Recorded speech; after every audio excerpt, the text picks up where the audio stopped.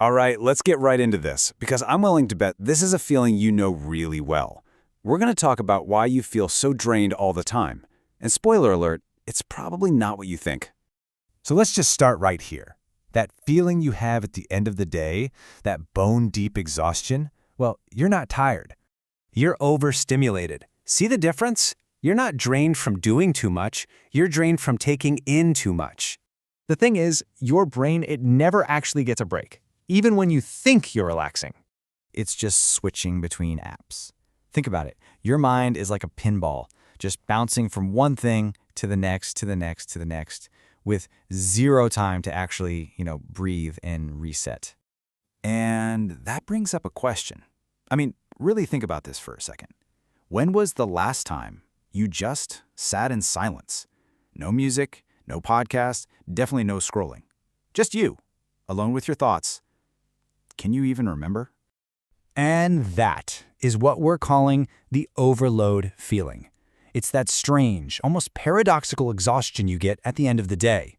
You know the one where you look back and think, I literally did nothing today, but you are completely and totally wiped out. How does that even work?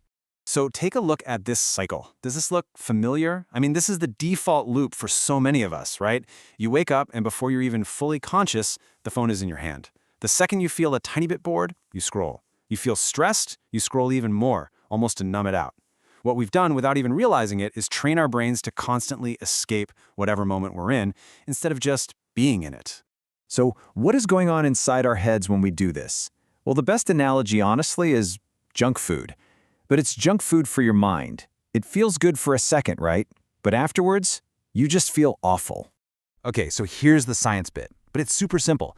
Every time you get a notification, see a new video, or even just swipe, your brain gets a tiny little reward. It's a chemical called dopamine. It's a quick hit of pleasure. And the problem is, our brains get hooked on these easy little hits. It's like a slot machine, and we just keep pulling the lever, looking for the next tiny reward. And that really sets up this idea of a mental diet. Look at the two sides here. On one hand, you've got the digital junk food, just empty dopamine hits, jumping from a cute cat video to a really stressful news story, back to an ad, just endless distraction. But on the other side, you've got what your brain is actually hungry for, mental nutrition. We're talking about meaningful rest, getting into a state of deep focus, and, just having some silence to think. And that constant search for the next little dopamine hit, well, that's what leads to what I like to call the endless scroll. It's that frustrating, almost magical experience where time just disappears. You know how it starts. It's always so innocent. You think to yourself, okay, I'm just going to scroll for like 5 minutes. You just want to take a quick little break, see what's going on, and then you blink and you look at the clock and poof, an hour is just gone.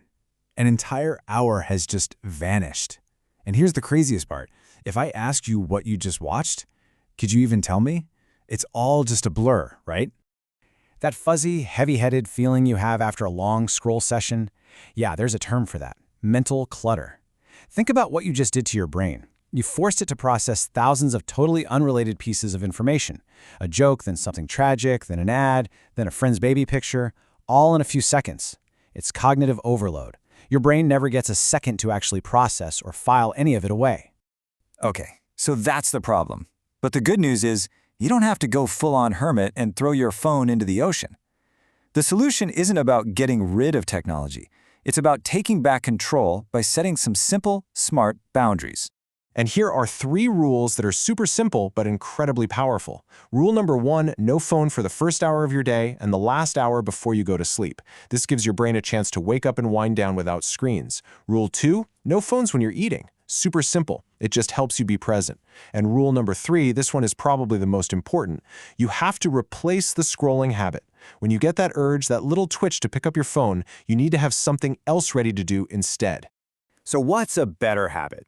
Look, it doesn't have to be some huge thing. We're talking super simple stuff. Just go outside for a couple of minutes. Or just sit there and do nothing. Stare at the wall. Or maybe you could journal a few thoughts. Or even just listen to a song, but without touching your phone or looking at the screen. The whole point is to do something that calms you down, instead of firing you up. And what happens when you start doing this? Well, the results can be pretty amazing. You're not just getting your time back, you're getting your attention back. You're reclaiming your own headspace. You start finding the quiet again. And all of a sudden, you can actually hear yourself think. Your thoughts aren't so chaotic and scattered. That low-level hum of anxiety that's always in the background, it starts to get quieter. And you start to feel like you're in control again, not some algorithm. It's just this incredible feeling of relief. It's like a buzzing noise that you didn't even notice was there. Suddenly, it just stops. And this, I think, is the real heart of it. Maybe you're not actually addicted to your phone. Maybe you're just addicted to escaping your own thoughts. And the phone is just the easiest, most effective escape hatch we've ever invented. So I'm just going to leave you with this one question. Don't think about doing this forever. What if you just tried it for, say, 3 days? You don't have to be perfect, just try. What do you think you might discover if you gave yourself just a little bit of quiet? What could that silence reveal to you?